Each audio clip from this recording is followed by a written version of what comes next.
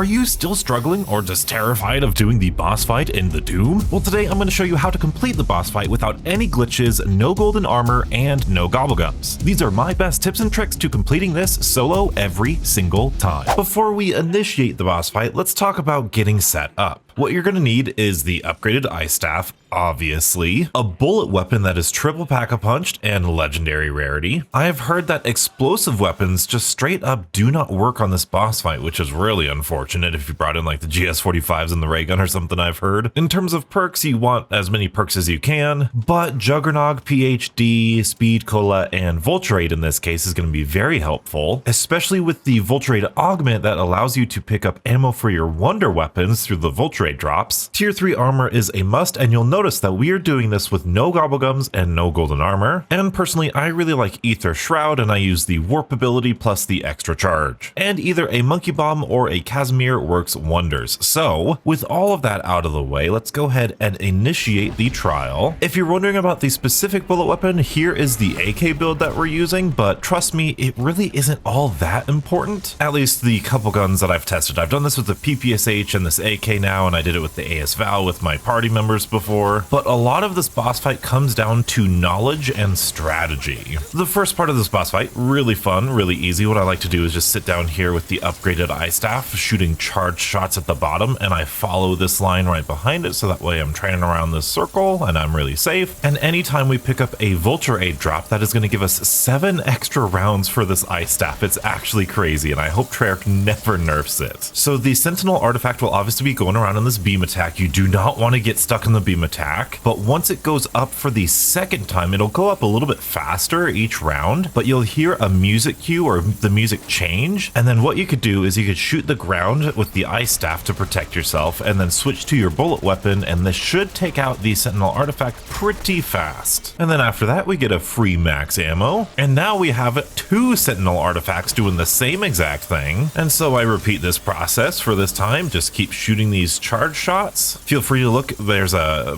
Vulturate drop right there. We just refilled all of our ammo. It's gone up once. This is a lot less chaotic in solo. And now it's gone down again, so you just want to stay in between these 2 lasers. And then once it goes up again, we got to be very careful. In fact, I do like to set this up with a charge shot, kind of reload a little bit, and then get another charge shot ready. And then right when I hear that music cue, boom, there I go. Well, it's not really a music cue. The music really just shuts off here. And this is going to be able to kill 1, and then I like to reload, and this should give us enough time to get the second Sentinel artifact also destroyed. Come on, let's go. So that actually skipped a step. You'll see there's 1 max ammo, and then there's another max ammo. Now, this is a silly strategy. Once it's 4 like this, you can just lay on the ground. You can either do this for the entire round, and that's perfectly fine, because it is really safe. And then once they start raising up, you can stand up and, you know, get that max ammo if you want. Just keep an eye on it, because when it comes down, you're going to need to crouch back down again. And I still like kind of spinning with it just in case it's coming back down again. We'll go ahead and lie down on the ground. It seems kind of silly, but it's also pretty safe. All right, so it's gone back up the second time. We're going to do this reload and get another charge shot going to protect ourselves. And then any second now, we're going to hear the music cut out. We'll drop that down, and then we'll do this, and that should give us our final step of the easy phase. Now you'll notice a couple artifacts here. We'll get our full power or max ammo. This orange one is the one you're going to want to chase and go after. This is going to spawn in on various enemies, and this is where everyone has trouble. You're going to need to kill that special zombie that has the Sentinel artifact on it while being chased by all of these guys. I highly recommend using the health bars to see when that zombie is low on health, and eventually it is going to die. Like actually right now it's going to die. And then you can come over here. Hopefully, yep, that ice staff does great work on the amalgam. And just like that, that is phase 1 done of the base boss zombie. Notice it's going back up there, and at this point, you don't get really any more pauses in the phases. It really is just go, go, go. And you'll see the max ammo's there right now, and the 4 spinning Sentinel artifacts are non-stop. So you really do want to be careful about that max ammo. That's why that Vulturate augment is actually really good, allowing you to pick up ammo from Vulturate upgrade and restock your ice staff. So after the base zombie gets infected with the Sentinel artifact, you are going to get a doppelgas that is infected with the Sentinel artifact. This is the scariest portion of this entire thing because that guy really can easily one-hit you just like it's about to right now. The ice staff is absolutely a boss at slowing it down just like so. I am going to go ahead and use my ether shroud here because that was very scary. That is actually a brilliant point. Always have to be careful of that doppelgas. That doppelgas, in my opinion, is the most threatening one. And you might be tempted to come up here, grab this max ammo. Always just be careful that those Sentinel artifacts are not like on you whatsoever, or like activating or any of these other Sentinel artifact guys, because this guy, even the blue ones can like one-shot you. So you just want to be careful. Even if we change our direction here, that's perfectly fine. We are just taking our time. Now it's a mimic. So first it goes zombie, then it goes doppelgas, then it goes mimic.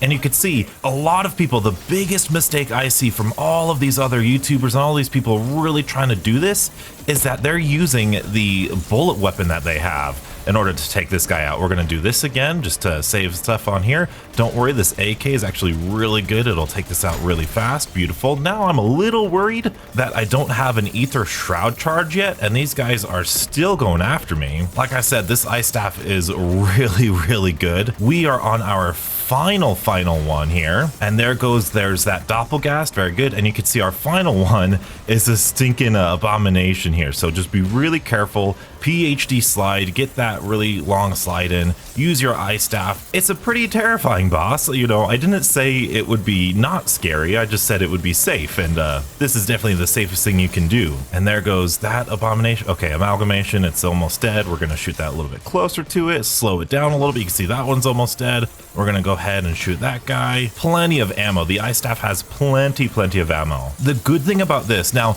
I will say you will be able to kill this thing faster with a bullet weapon, but you're missing out on the area of effect damage that this does. This ice staff is killing everything else at the same exact time while it's killing this. I don't know how I'm going to do this. We're going to throw that down, and we're going to hopefully be able to get that guy dead. Beautiful. That was scary because that amalgam was right behind us. Very scary. I'm going to take care of him because now we are on the final encounter. These Sentinel artifacts are going to sort of surge up in power. Let's grab that max, and it's going to lead that Sentinel artifact to the doorway. We have 1, 2, 3, 4, 5, 6, 7 Sentinel artifacts, and each Sentinel artifact is going to try to go to this Sentinel artifact, and we have to destroy the Sentinel artifact before that happens. Otherwise, it will do what I believe to be an unavoidable attack, and we will die.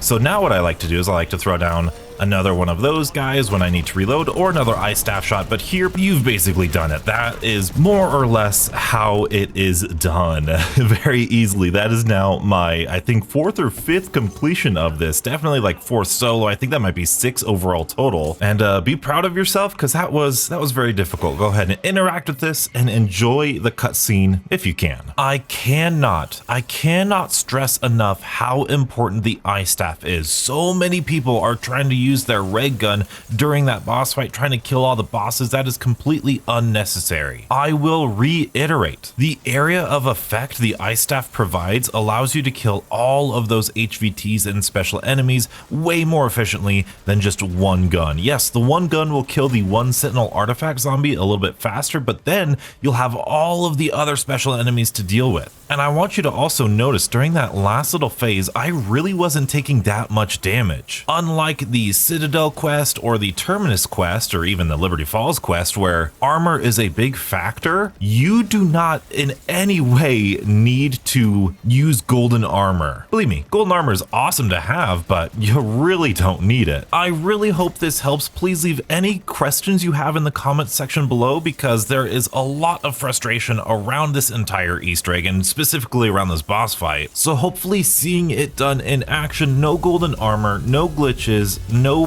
gobblegums, all solo, hopefully that helps you out. And if you want to see my full playthrough of this Easter egg, be sure to check out this video and stay beautiful.